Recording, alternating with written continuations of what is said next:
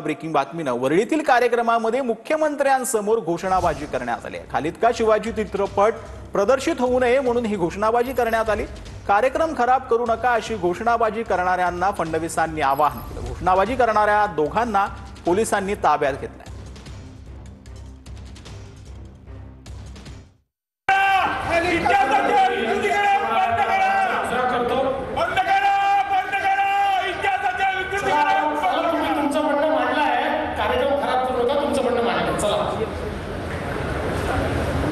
हिंद विश्वराज्याचे सरसंस्थापक छत्रपती शिवरायांना मानाचा मुजरा करतो।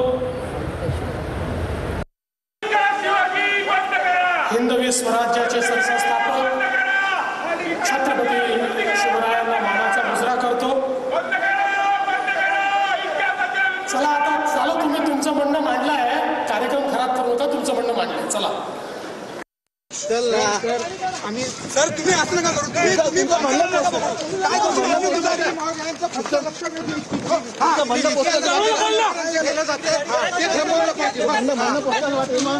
काय नेमकं मुख्यमंत्री महोदयांनी दखल घेतली, त्यांनी सांगितलं की तुम्ही तुमचं म्हणणं मांडलंय, तर आमची अपेक्षा आहे की त्यांनी याच्यावर योग्य ती कारवाई करावी। नेमका तुमचा मुद्दा काय होता? विकृतीकरण केलं जातंय, रायगडावर मस्जिद नसताना त्या ठिकाणी मस्जिद आहे असं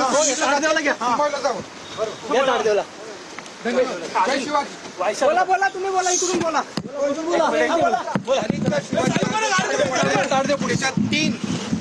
तीन चुकीच्या गोष्टी सांगितल्या जात आहेत। 25% मुस्लिम महाराजांच्या सैन्यात होते त्या ठिकाणी।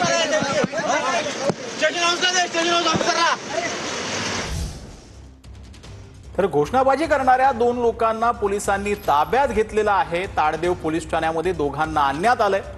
ही माहिती आता समोर येते। दोघांकडून पोलीस चौकशी जी आहे ती करत असल्याची देखील माहिती मिळते। वरळीतील कार्यक्रमात मुख्यमंत्र्यांसमोर ज्या दोन लोकांनी घोषणाबाजी केलेली होती त्यांना ताडदेव पोलिसांनी ताब्यात घेतलेला आहे आणि ताडदेव पोलीस या दोघांचीही चौकशी करत असल्याची माहिती आता समोर येते।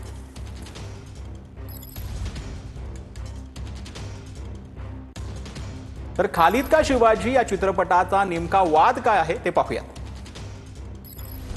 छत्रपती शिवाजी महाराजांचा चित्रपटात खोटा इतिहास दाखवल्याचा आरोप होतोय। निर्मात्यांनी शिवरायांची प्रतिमा चुकीच्या पद्धतीने दाखवल्याचा आरोप होतोय। रायगडावर मस्जिद असल्याच्या चित्रपटातील डायलॉगवर आक्षेप घेण्यात आलाय। शिवरायांच्या सैन्यात 35% मुस्लिम होते या दाव्यावर आक्षेप घेण्यात आलाय। 8 ऑगस्ट रोजी हा चित्रपट प्रदर्शित होणार आहे। या चित्रपटावर बंदी घालण्यासाठी हिंदू महासंघाने सेन्सॉर बोर्डाला पत्र पाठवले।